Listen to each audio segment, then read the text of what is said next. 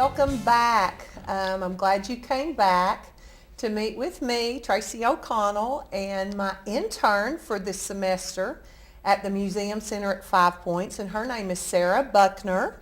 She's a UTC student at in communications, public relations, and also with Charlie Fletcher, who is a local celebrity these days. He's a local author and also a very good friend of mine. So we're going to be talking with him in just a few minutes about his career in the later part of his life as an author, a budding new award-winning author.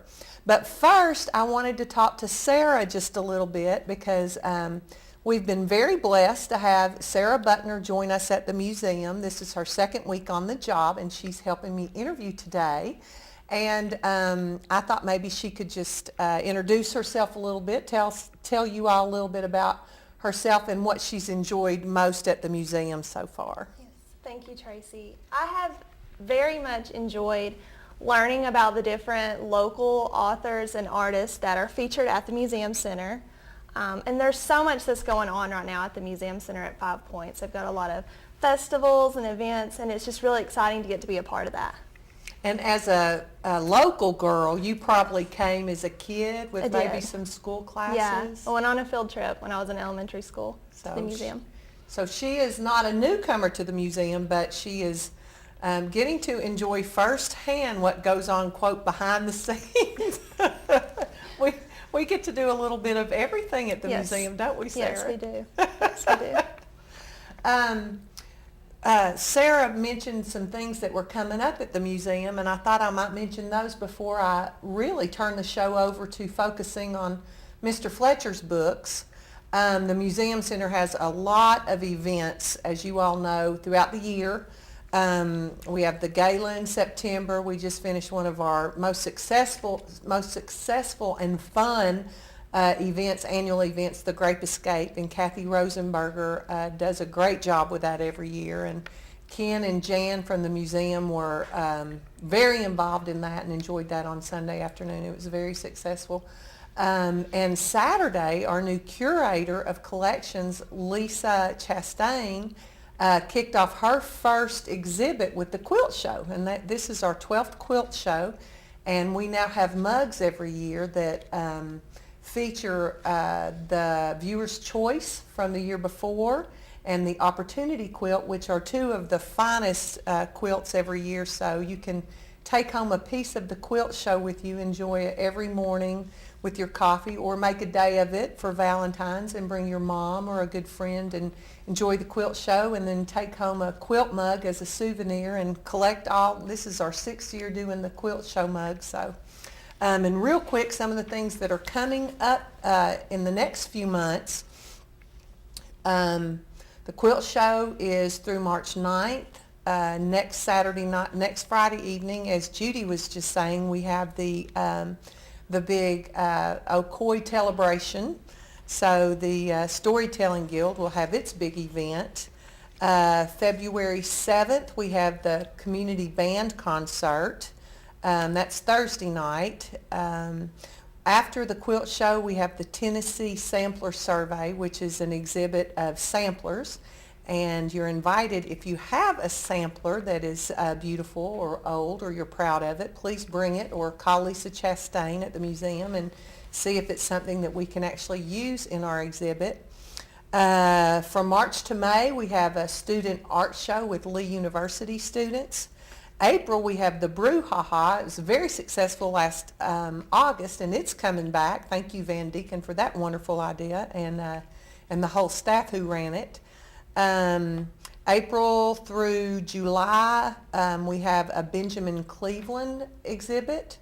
The end of April, we have our art festival, and that's the 26th through the 28th. That's our 3-day art festival.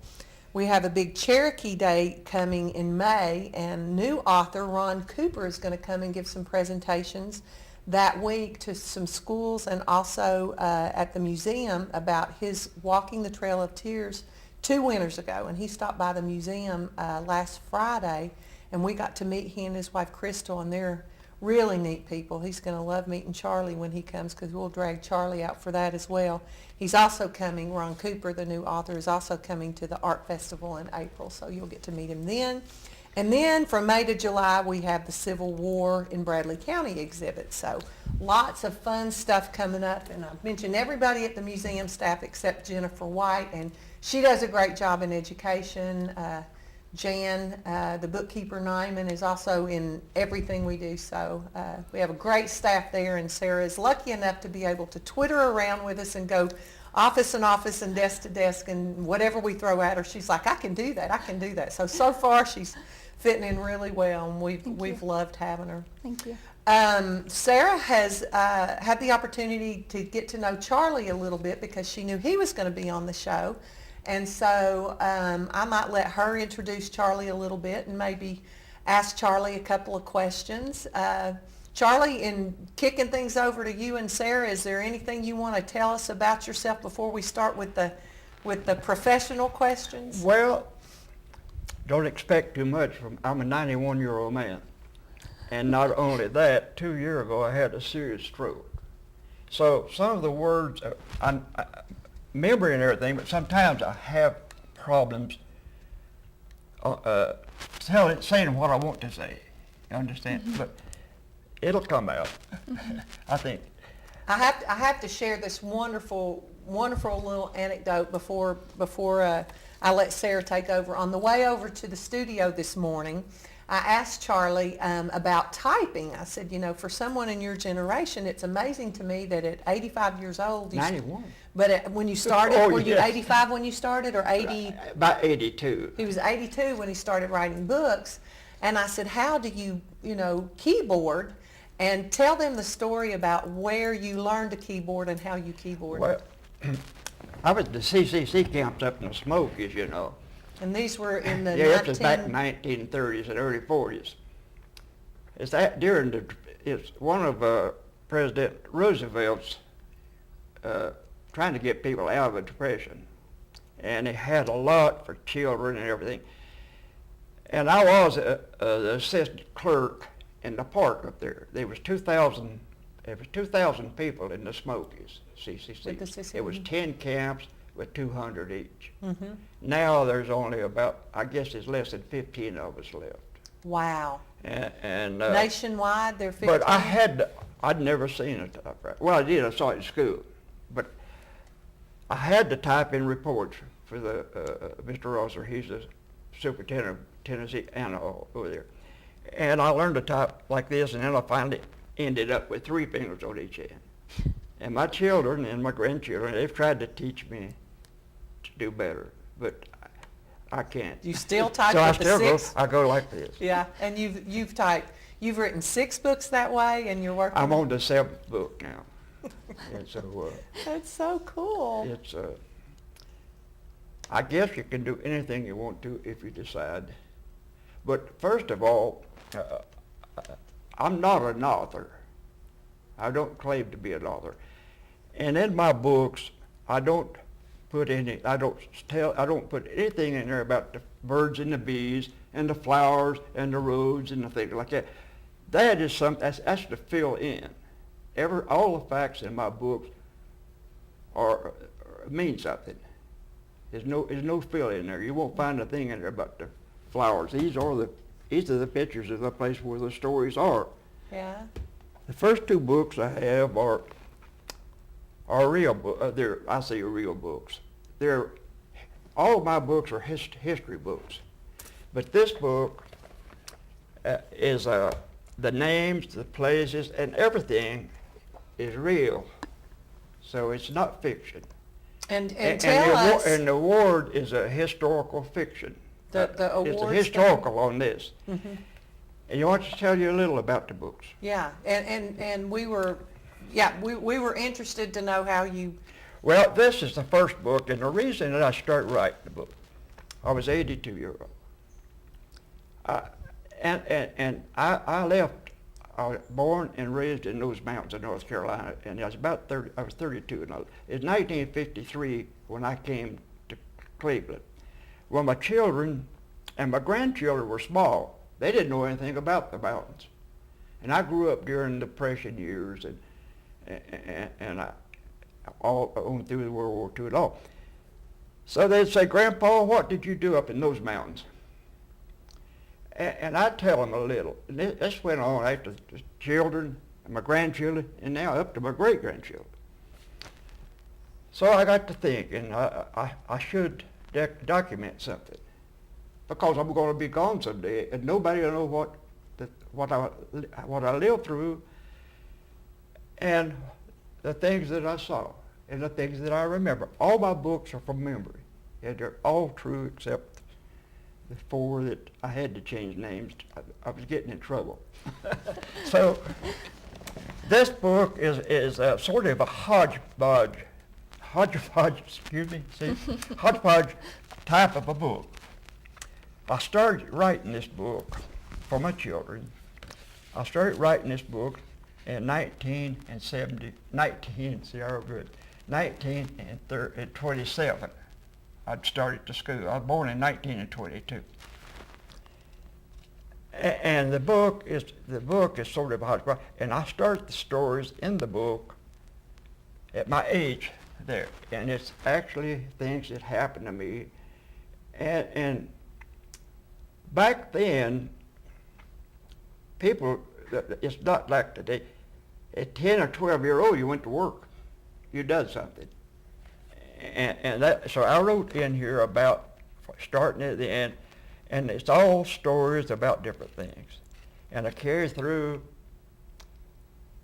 from 1927 through the 30s, and then the CCs in 1939, 40. And then where I took it, I was up in Virginia. The story is the continuity goes through the story until the last chapter in this book, and it's a sad chapter, and it's living alone. And my wife died over 8 years ago. So that gave me to thinking more why I should document and tell and tell us about the name of the book too. The name of the book is Out West and Back, and the reason for the Out West part is in 1925, our house burned, and my grandfather had a ranch in Greeley, Colorado, and we had nothing. And he sent back then it was just a train. There wasn't no bridges, and he sent us tickets, and we went out west to live with him, because we'd lost everything in the house. There was 3 children, me, my brother, and my oldest sister at that time. Did your parents go too? Yeah, the whole family went. And it was right in the starting the bad part of the Depression. Well, Grandpa, he lost everything out there. I don't know how many thousand acres he had. He lost everything, so he left and came back to North Carolina. If you look on the map on the Waynesville and Cleveland, Waynesville and Canton on I-40, you see up there is a mountain, Presley Mountain. My grandfather owned all that before he went to, and he lost everything. Oh, goodness. Yeah. But Grandpa come back, and well, 2 women here. Women want to go with their family. It's just a natural instinct, I guess. So we stayed on, and Mama's on Dad all the time. We want to go back to North Carolina. So he buys an old T-model Ford. I don't even know what model it was. Threw the seats and everything back, and little keepsakes that my mother wanted stuck down in there, and some blankets up on it. And me and my brother and my sister slept there. It took us 11 days to drive from there back to North Carolina. Wow. With everything you owned in the and car? So that's where I got the Out West and Back. And after then I tell about that. And then I start in here on the story, and it goes on through. And there's not much foolishness in this book like some of the others. So that was in 1952. Let me show you the picture. That was 1944 when I was in England during World War II.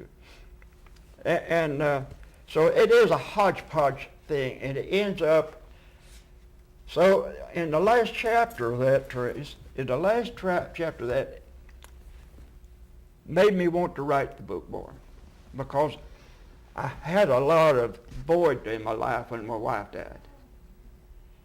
And I didn't have a computer. I didn't even plan to one. I didn't want one. But I won't advertise for somebody, but I went over to the computer store in Chattanooga and I bought an old the cheapest computer I could find. I didn't know how to turn the thing on. I brought it home and set it in there. And my grandson he has a doctor's degree. He went 9 years in computer development, and he stayed with me all the time on the weekends. And helped you get that going. Yeah. And he taught me how to turn it on and off and how to type on it. Even though he couldn't get you using all 10 fingers, Yeah, that's still this way. And I wrote the first book, and it was pitiful. I tried. I went over to one of the ladies over at the Panther, asked her about editing my book. Yeah, she would. She looked at it. Well, I hadn't got time. Nobody didn't want to look at it. I went to my pastor, and they didn't want to look at it. It was terrible. So my oldest son, he taught some at UT. He has a master's degree in English, and he taught school all his time. So I put it on him, and he did a pretty good job. Aww. It's a great book. Yeah. I've read all of them, I have to say. And he did a good job on it, so he's my editor. Yeah?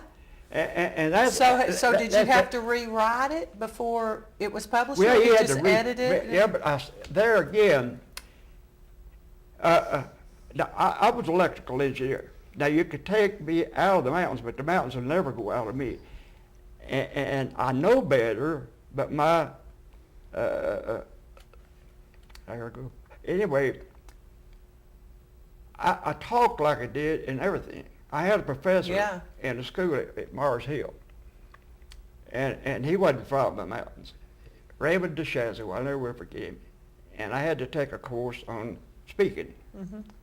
And he tore me off. He was from up north, so he had a, had a good time with you. He wasn't a part of us. Anyway, I did pass. But I still...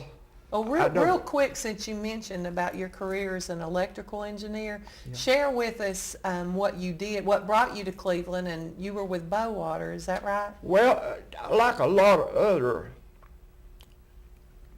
I'll say young boys. When I was young, I went to service. Our education was cut short because of World War II. And I had going to 8th grade in high school. And I had retired with Bowater? So that was the education on there. And on the entry. Now this book that book is short stories. Well, I like that. And in the mountains, all those people up there are storytellers. That's the entertainment. And that's what's so good about your stories. The when stories I read them, I felt like I was just sitting down these stories here are Charlie all stories that my father and my uncles, my aunts, and I became a part of some of them. These stories, and this is a true story. So the second book, show the second book, This is the second Charlie. book. It's the Panther Out Mountain and other stories. And the reason I call it the Panther Out Mountain, that was a longer story, and my dad told it, gee whiz, I bet I heard it 30 or 40 times, and it was a good one, and it was about him, the first Panther he ever saw while he was up in the mountains, and he was only 16 or 17-year-old. Like I say, my memory's good, but I get my words mixed up sometimes. Anyway, I said, this is good. I'm not through writing, so quick as I finish this, I sit down, and I wrote this, and the same publisher did these, and I had a terrible publisher up in Baltimore. I didn't know any better. I took the first one that come along. So I said this, and this is it's a bunch of stories. Some are funny, and some are serious. And the first story is about the Panther on Coal Mountain. And all of these stories are true. So that is the second story.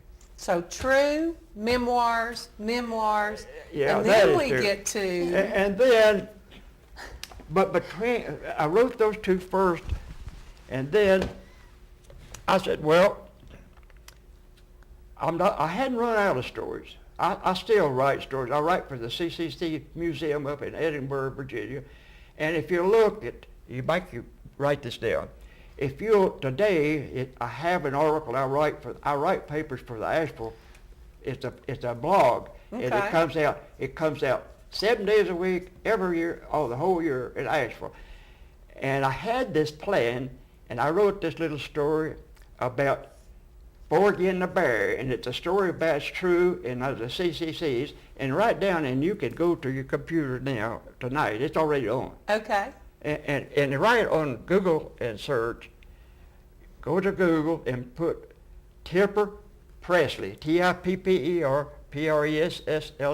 Okay. And it should come up, and she tells you all about it, and you can pick up the story, Porgy and the Bear. And you Porgy can and read the it Bear. today, and I'll guarantee you there'll be 50 or 60 comments on there. That's by this evening. awesome. That's wonderful. And I write books to her all the time. The producer just mentioned that we're down to just a few more minutes left. We just went all the way through and skipped commercials. So I did want you to tell us about, Well, this one because here, this is fiction. I said, well, I've told enough stories, so this is a true story. The girl was 15-year-old. The boy was 17-year-old. And this is not, I changed this picture. Up here on Little Sam Mountain, this is actually the picture. Mm-hmm. And I hunted when I was 12, 14-year-old. I'd go hunting up there. And I decided to go back back to the end of the mountain. I left before daylight in the morning. I knew my way through the woods. And it seemed like if the families up at homesteaded in those mountains, they always had 2 sisters or 2 brothers. They went in pairs. And I could tell you that, well, I won't tell you that, I had all fiction. And when I was up there, it gave me an idea about, well, tell something other than stories. So I didn't know the boy and the girl. I had to change the name. I call them John and Sarah. and they were so But popular. and I changed. I called one Dowdy and one Smith. Yeah. But the true names I still know. Yeah. I didn't know them, but I mean, I knew their parents. Right.